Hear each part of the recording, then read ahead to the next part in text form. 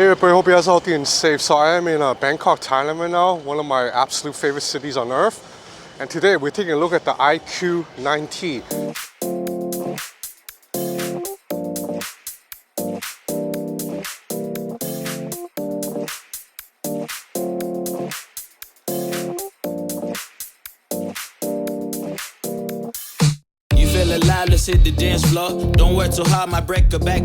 So this phone I believe is launching in India first, but it will also be released throughout the rest of Asia, and who knows, maybe it will reach Europe. I'm not sure about that, but the retail price of this phone is pretty good. So in India, it retails for around 50,000 Indian rupees, which comes out to around 636 US dollars. So for $636, you get a 6.8-inch OLED display, 120 Hz, maximum brightness of 1500 nits. So as you can see, it is a very good looking panel. Right now, the sun is shining directly on it. You can still see it, and I don't think it's even max brightness right now. Nope, it is not even close to max brightness. 1500 nits maximum brightness. So it's bright enough to see under the sun, 120 Hz. You also get the newest Qualcomm processor inside, Qualcomm Snapdragon 8 Plus Gen 1. I've already tested a couple of phones with this chip. This is by far the most powerful chip in Android right now. But the best part about the Snapdragon 8 Plus Gen 1 is not so much like its raw processing power, but how efficient it is.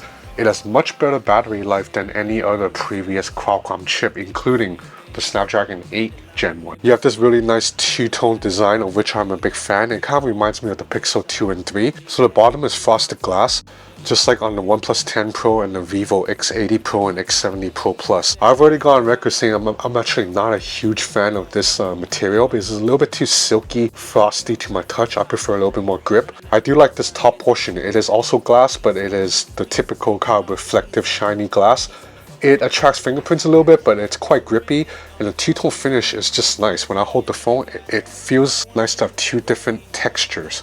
Now here you have a triple camera system headlined by a 50 megapixel Samsung GN5 sensor. It's the same main camera as seen in iQOO 9 Pro that I tested a few months ago.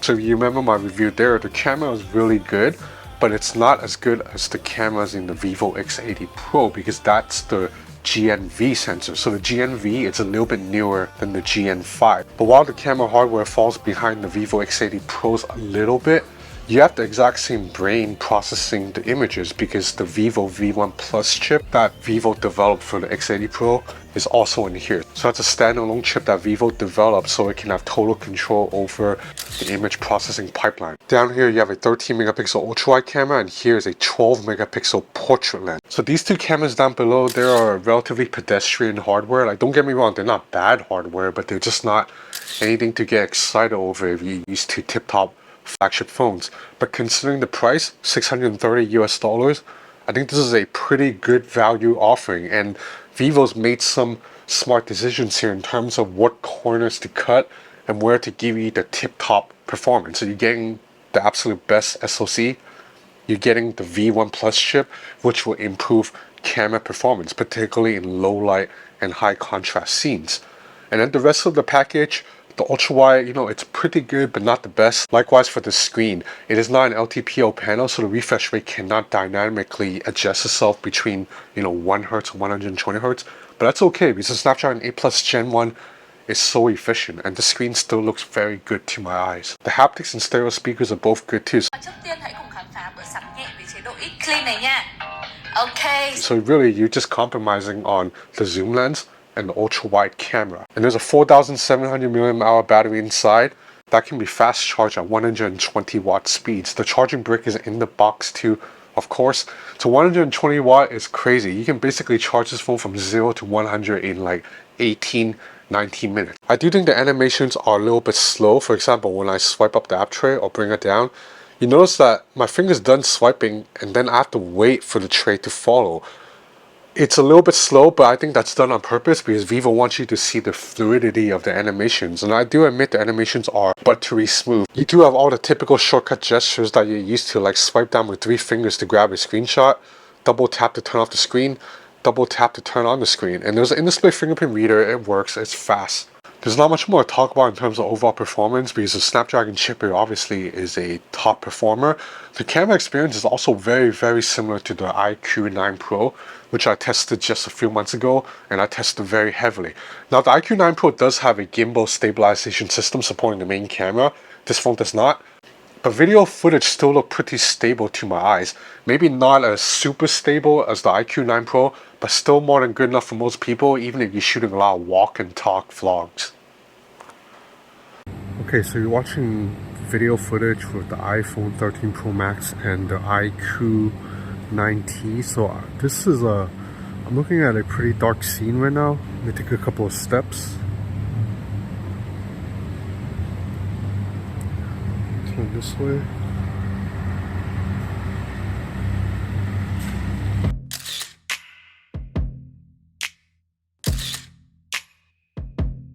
The main camera, as I said, is really good. The Vivo V1 Plus chip is just a proven chip.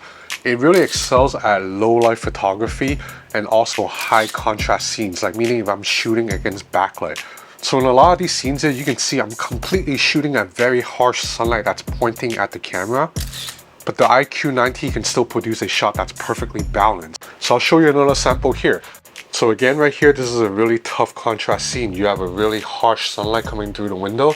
I have a towel hanging right there, and I have a dark corner right here that's covered by the curtain. Now I'm gonna bring the camera into frame. You see, within a second, you can already see the Vivo V1 Plus chip found exposure in real time. You can actually now see the sky in the viewfinder, whereas you can't even see it on this camera. Now I'm gonna grab a shot of the main camera and then ultra wide camera. And if you look at the photo, it's perfectly balanced. You can see the sky outside perfectly. You can see the tower right here. It's not completely drenched in shadows. And that's the strength of the V1 Plus chip and the V1 chip from last year in a nutshell. It can basically analyze the scene really quick and produce uncanny perfect HDR. Like, I shouldn't really have to go on anymore because I've made probably like 5 or 6 videos now on the Vivo X70 Pro Plus, the Vivo X80 Pro, and the iQOO 9 Pro, and now this iQOO 9T. And every single time, phones with the V1 or V1 Plus chip can just shoot in any condition and produce a shot that's perfectly balanced. Now battery life, as I said, is pretty good because of Snapdragon 8 Plus Gen 1 is so efficient. So for the most part, if I'm out and about all day for 12-13 hours, the phone will last me an entire day. And I'm a very heavy user. Like, screen on time, it's about 5.5 to 6 hours. So it might not sound that high to a lot of you guys, but I am a very heavy user who's constantly filming, constantly streaming music, constantly texting. For me, 5 to 6 hours of screen on time is really good because no 2021 flagships with a 120 Hz screen can give me close to that. So that's about it for this review of the iQOO 9T for $630. I feel like can't really complain. This is definitely one of the best values out there on the market. Now unfortunately, it is only available in India for now. I don't know what pricing is going to be in maybe like Singapore or Malaysia or Hong Kong, but I don't think it will be too far off from Indian pricing, so we can expect a pretty good value, like almost flagship, but you're paying mid-tier prices. So yeah, that's about it for this video. I have a lot more content coming up, so please stay tuned and subscribe to my channel if you haven't already. That's it for now. Thanks for watching.